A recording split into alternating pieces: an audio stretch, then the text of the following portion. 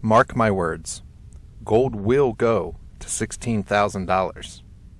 We are in the formative stages of a gold bull market set to take off any day now, and it will be bigger than every other gold run ever.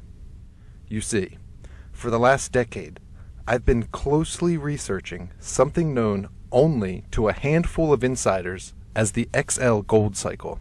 It's a pattern that signals shifts in political dynasties and economic schools of thought, a pattern that goes back nearly 200 years. You might remember the gold bull runs of the 1970s and 80s. But what you might not know is that those runs were part of the XL gold cycle. Now, nearly 40 years later and right on schedule, all the pieces are in place for the biggest XL gold cycle ever. In the next few minutes, you'll see exactly how to put yourself on the right side of the upcoming XL gold cycle. I'll start by showing you the kind of potential profits in store.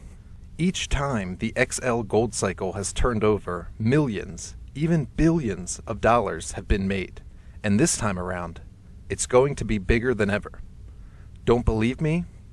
Think the idea of gold going to $16,000 an ounce is absurd? Well, you're probably not alone. But for those of us who already know how the XL gold cycle works, it's not crazy at all. Today, it's your turn to see how it works. You see, roughly every 40 years, this cycle rears its head and fortunes are made.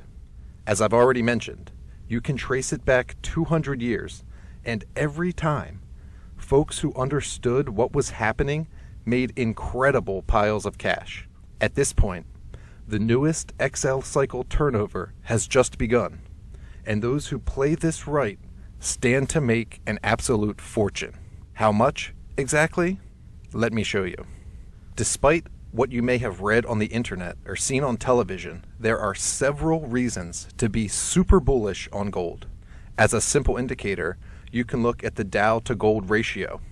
This is a way to value gold based on real terms, not hypothetical ones. The historic average of the Dow gold ratio is 4-to-1.